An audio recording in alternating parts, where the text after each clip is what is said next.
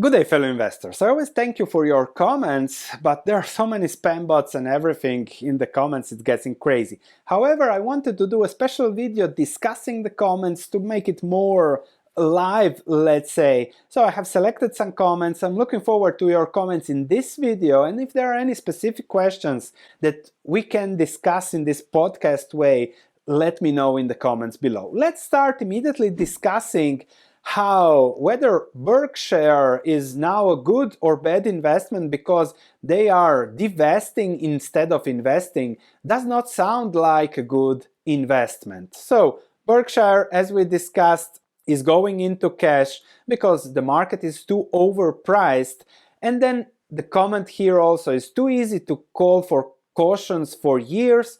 Meanwhile, everyone would have lost all the great market performance so far. You need to be right about the timing. That is the hard part. Otherwise, you're just a broken clock. In that line, more money has been lost anticipating market downturns than in the downturns themselves. Yes, but anticipating market downturns with P ratios of 10, 15, long-term average P ratios, compared to P ratios of 30, is a big difference in game. And to sum up these comments, I think Berkshire's strategy is good because the P ratios in the States for Warren Buffett, for what moves his needle, is too high. Better to be in no-risk bonds.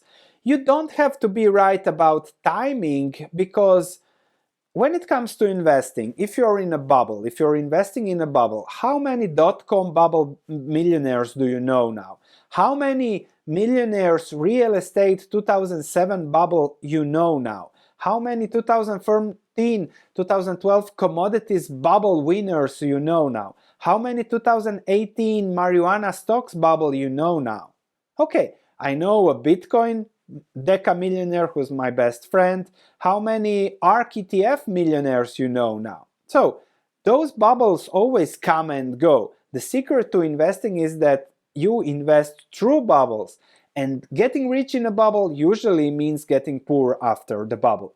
Impossible to time, correct, but avoiding a bubble altogether is what allows you to compound over time. What's my opinion on quality investment? P ratio of Walmart retail is too high, but when it is quality, is it better to invest just in quality and weather the storms? Well, quality is, again, by perspective. I was looking at Walmart, I think the stock price was 60, the P ratio was 10, and everyone was concerned, retail, this and that, issues here, there.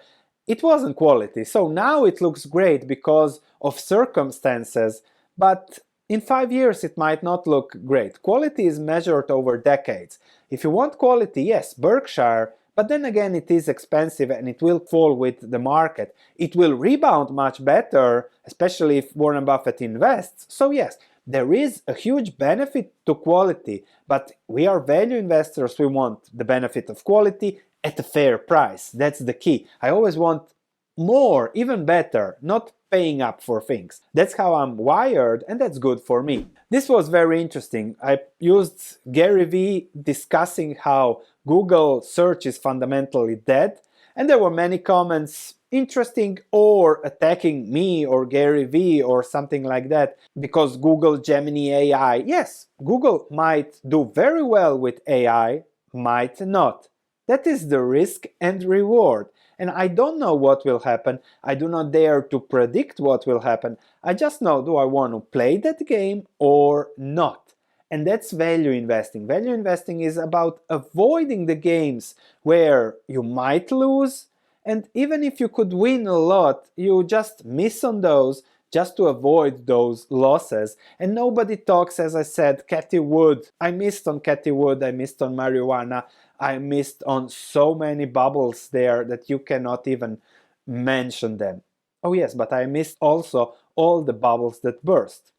Interesting. It's up to you how you want to manage your investment strategy. Then, a good question here, going short, Walmart, Costco. I have looked at put options, out of the money put options, and those are cheap. You can make 20 times your money if just Walmart and Costco revert to their fundamental mean.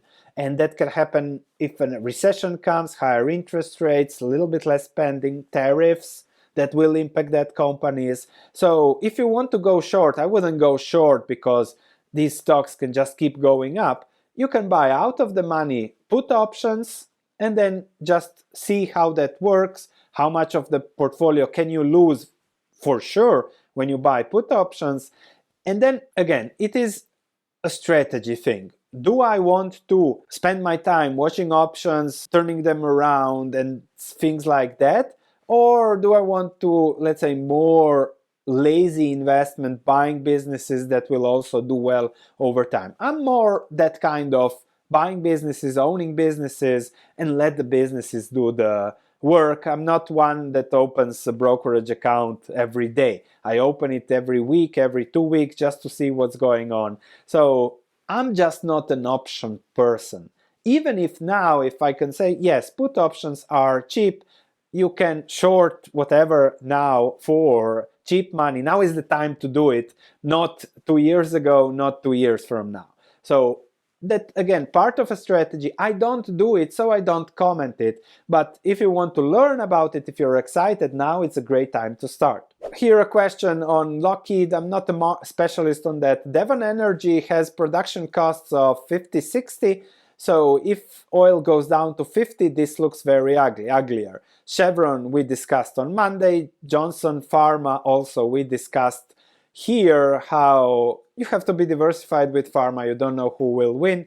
So that's also the answer there. Now, is there any way to tell whether a stock may outperform an index or not? And the question here I also get, and everyone, is all about outperforming. Now, when you are with your wife, do you want to outperform or do you just want to perform, to be there consistently?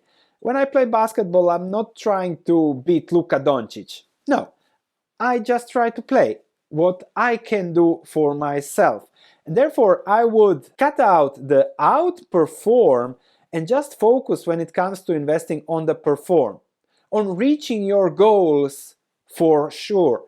That's what I want to focus. I don't know whether I will outperform the market in the next 5 years. That's not my goal. My goal is to do 10, 15, 20% per year, as I have been doing for the last 20 years. A little bit less depending on the mistakes I make, 12%, 15, 20 if I do good, if the market gives me some benefits. And I try to keep on doing that for the next 5 to 10 years. I think the market will do zero for the next 5 to 10 years, but it might also do 15%, 20%. And that's not something that I want to compare myself to. I try to perform. So if you try to outperform, you take more risk, you might end sad person. If you try to just perform, you know what you're doing, and no matter what happens, you might end a happy person. So just think about that outperformance. It's so much discussed by the media. I'm already tired of it. I just want to perform time after time after time and compound and do well. That's my goal. And that's something that fits a strategy of life's investing.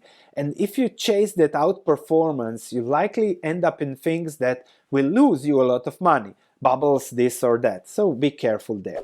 And as I said, the S&P 500 did really well in the last years, and every time it did really well for a decade or two, the next period was of no performance at all. I want to perform no matter what, and that's my way of looking things. You're not going to perform no matter what with this dividend yield, so for me it's better to avoid and focus on other things. Another question related to the market: what needs to happen for the trend to revert, for the market to crash, for stocks not continuing to going up 10% per year? Interest rates can go higher, inflation can come back, recession, stagflation, all those things that can happen if the Fed loses control or something like that. But I'm not here to play the predicting game. I'm here to that if that happens, I do okay. If that doesn't happen, I do okay. I want to perform no matter what happens. I don't want to predict what can happen. If you ask me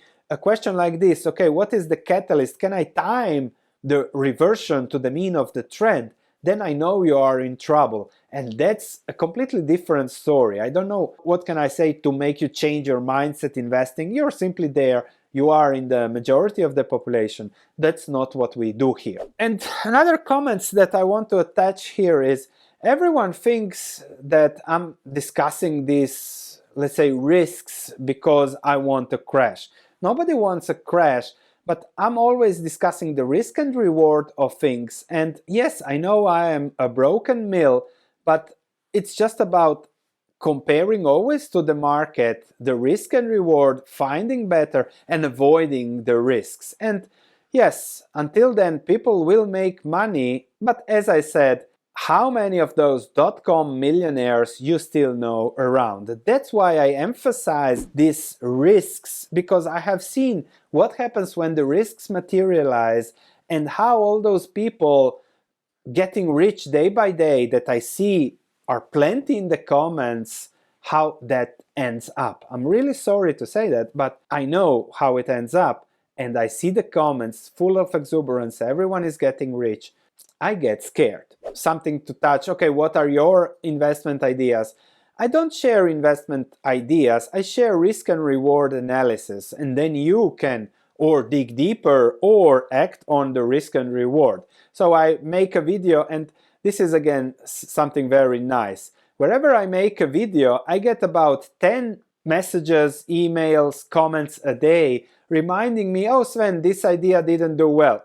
Okay, why didn't you watch the buy Facebook that is now a 5x? No comments on that, but every mistake I make is reminded in the comments day by day, day by day. And especially as the stock market go up, these mistakes are constantly there, and I started to love those comments. Without those comments, I know I would be doing something wrong. So that's just the way I see things. We look at a decade, 2 decades of building wealth, and therefore we also discuss the risks and rewards, and these comments that the market goes up 10% every year and pointing out every mistakes. I analyzed more than 100 stocks through videos, discussed the risk and reward on YouTube in 2024.